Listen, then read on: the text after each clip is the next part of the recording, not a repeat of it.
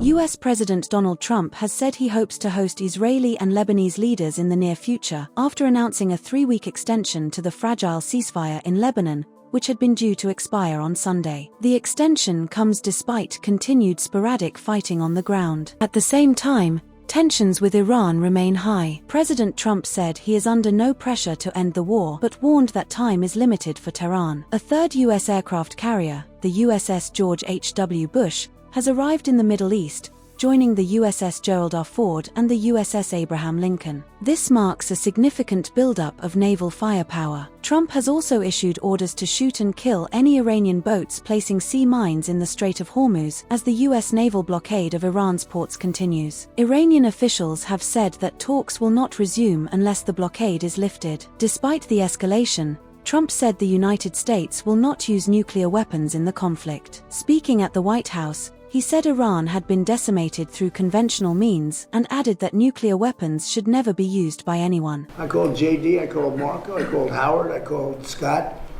I said, I hate to tell you fellas, but we have to do a little bit of a detour. We have to go to Iran and make sure they don't have a nuclear weapon. We had just broken every financial record. And the amazing thing is we continue to break them even during the war. Now fuel went up, but I thought it would have gone up much more. And a lot of ships are coming to the United States, and they're using the United States instead of the Hormuz Strait. Amazing things are happening. Our country is amazing. You know, we don't have an oil shortage. We drill, baby, drill. We are right now producing more oil than Saudi Arabia and Russia combined. Did you know that?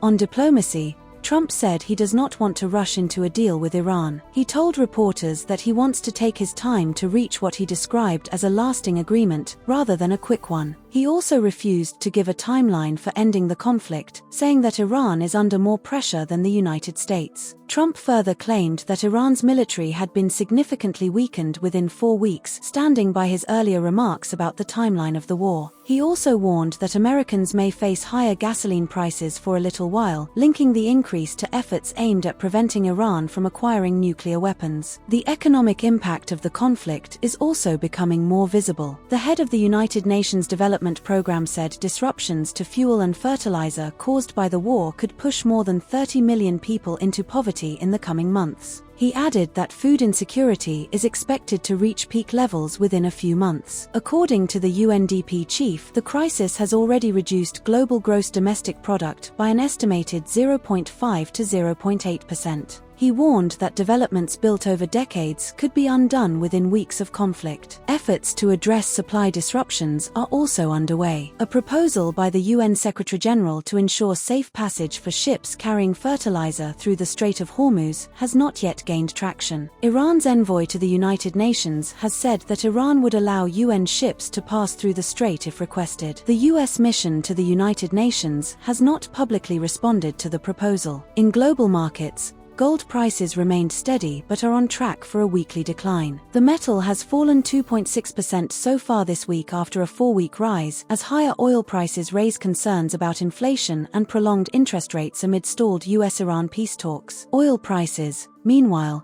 have risen on fears of further military escalation. Brent crude increased to $106.3 per barrel, while US West Texas Intermediate rose to $96.92. Looking ahead, Goldman Sachs says Gulf oil production, which was sharply reduced due to the conflict, could recover within months if the Strait of Hormuz fully reopens. However, the recovery may be slowed by logistical challenges and reduced tanker capacity, even if oil infrastructure remains intact.